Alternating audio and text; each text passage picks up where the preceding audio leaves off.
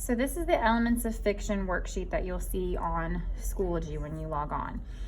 This is the 6 elements that we talked about are all included in this paper. We will do this paper for every story that we read.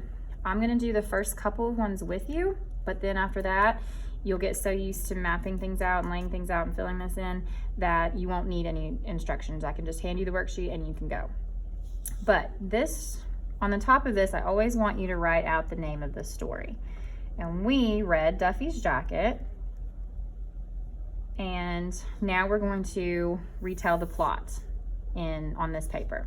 So I need you to put your name and the date, and this might be, you might be doing this on Monday, Tuesday, we might be doing this on Thursday, Friday, so I'm just going to put 21.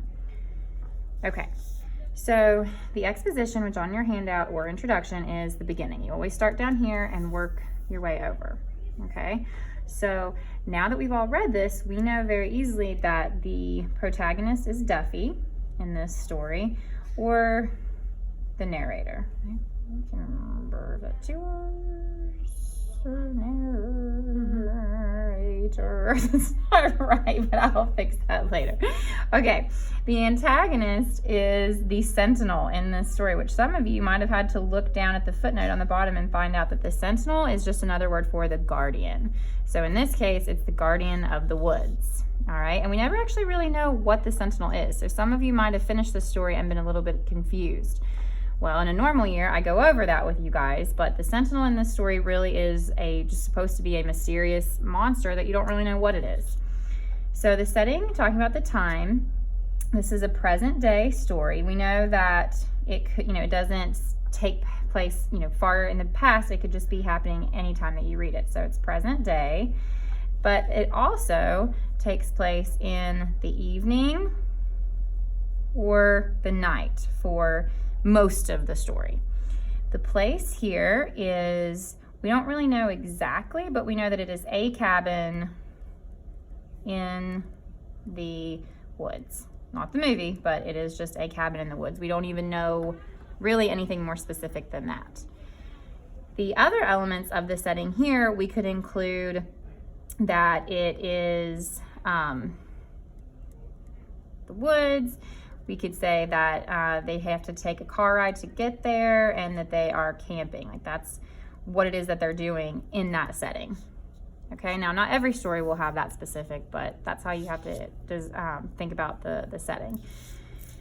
Okay, now the initial incident, what happens in the story to start the story moving forward? Well, we know that Andrew, which is the narrator's name, and so that we don't have this big squiggle here, we can go ahead and put Andrew because I have not remembered how to spell narrator. Andrew is the narrator, and he is going camping with his mom, sister, aunt, and of course his cousin Duffy, who they tell us at the very beginning of the story, he is forgetful. All right, he cannot remember anything, and his mom always has to tell him, get your shoes, Duffy, get your jacket, Duffy. It reminds me of my little boy Liam in that way.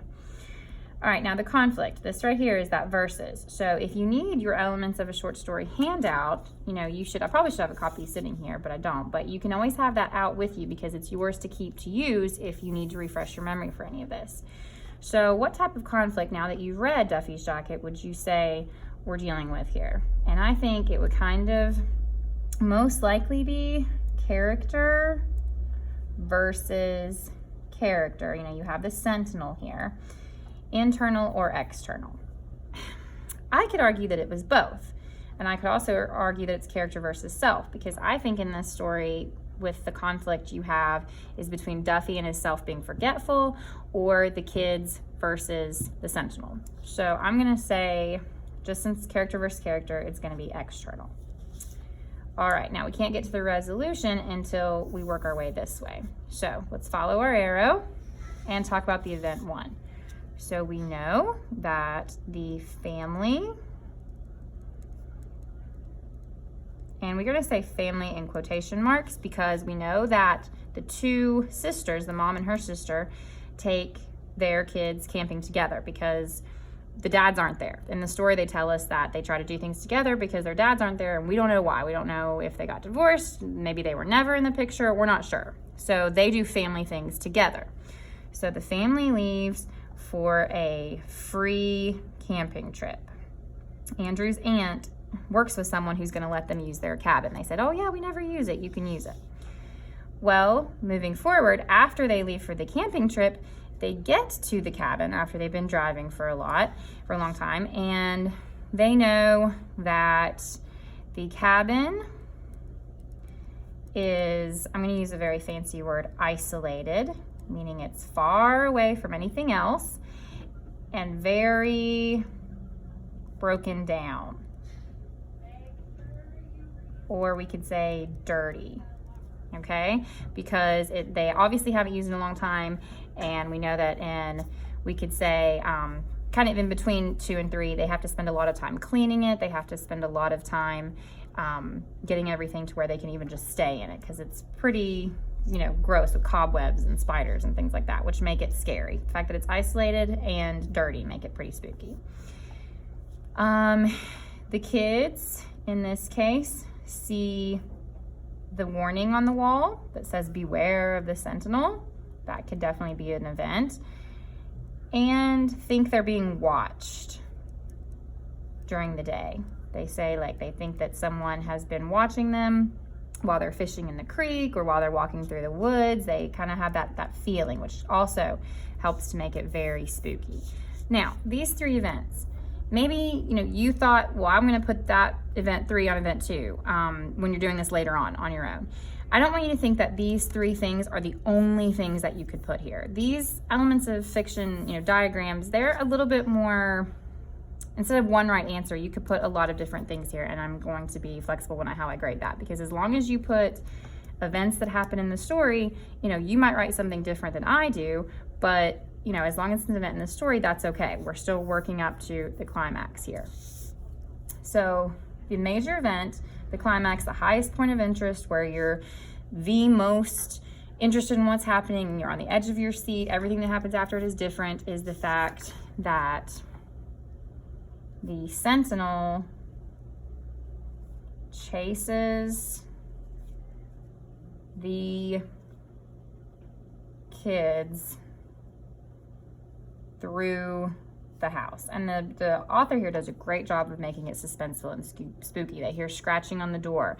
They see, a shape running towards them. They run in and out of the house, and they do a great job of making it scary. They get cornered in this closet, and we have that he returns the jacket, because remember, he said, I think the little girl in the story says, how did they find us? And they said they tracked our scent because Duffy left his jacket. That's why it's called Duffy's jacket. That's how the monster tracked them back to their house, because Duffy's always forgetting things. The reason why that is the climax, because a lot of people say that that's the ending. Well, in this story, there's not much that happens at all after this. But everything that happens after the jacket is different, okay? Because why? The sentinel leaves. Okay, throughout the whole story, they get warned about him, they see him, he comes and returns the jacket, but then he leaves. All right, so the sentinel leaves the kids alone with nothing else. He just says, you forgot your jacket, stupid. All right, so the sentinel leaves the kids. Major event 2.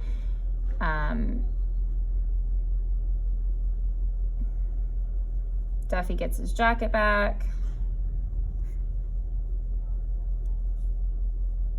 He's like, he gives it to him. He has the jacket.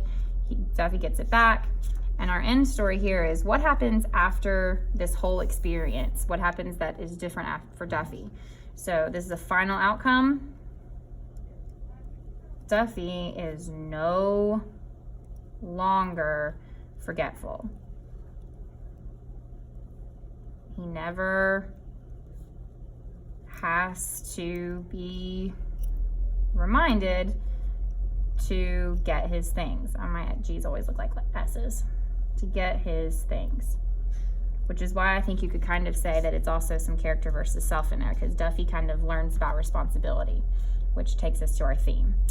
So this is all that you have to do here in our Elements of a Fiction plot diagram. Now I know you virtual people, I'm basically giving you the answers, but I wanted to work through this because I know that this is new. You probably haven't seen this before. Eventually though, when I upload this worksheet, you will just simply read the story and fill these worksheets out on your own.